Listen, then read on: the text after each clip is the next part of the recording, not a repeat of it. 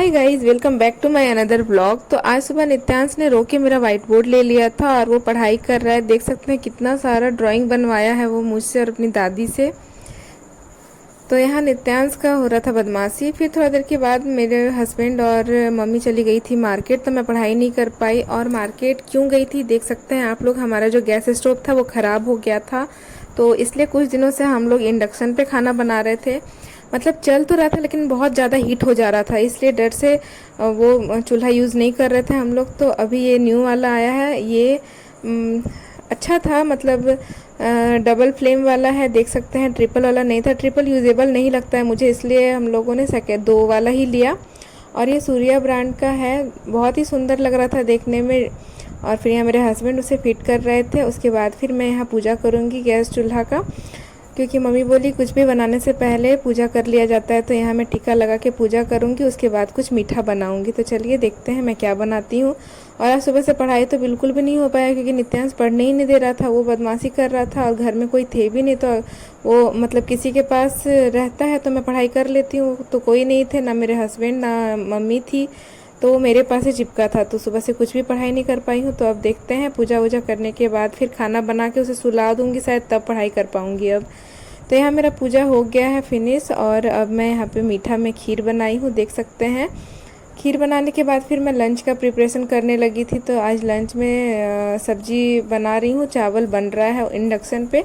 और फिर मौसम तब तक ख़राब लग रहा था, तो मैं वही देखने के लिए जा रही थी कि कहीं बारिश तो नहीं होने वाला है, नहीं तो सारे कपड़े भीग जाएंगे, तो कपड़े उठा लूँ।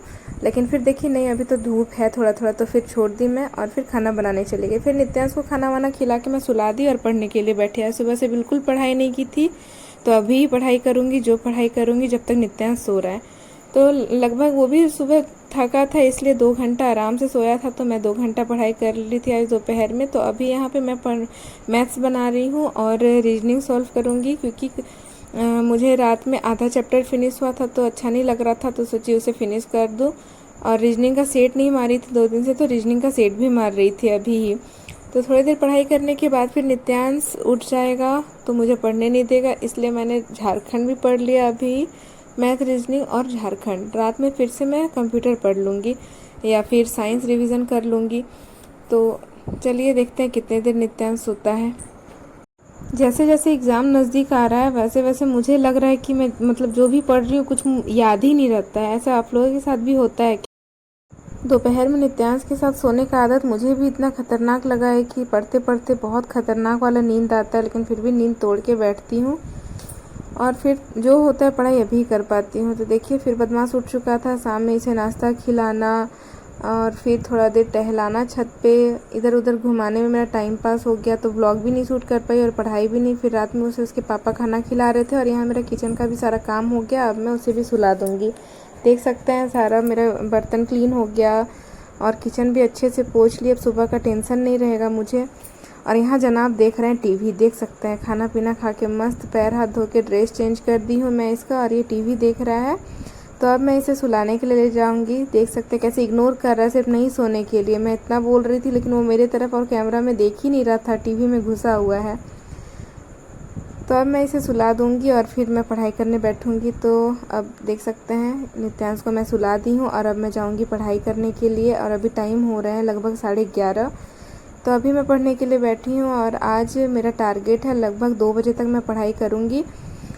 तो अभी सबसे पहले मैं मैथ से जो बच गया था 1-2 क्वेश्चन वो सॉल्व करूँगी, उसके बाद फिर देखते हैं क्या पढ़ती हूँ। मेरा वो मोबाइल ही ख़राब हो गया, जिसके कारण मैं आप लोगों के साथ अपना टाइमर से शेयर नहीं कर पा रही हूँ कि मैं दिन भर कितना पढ़ाई कर पा रही हूँ।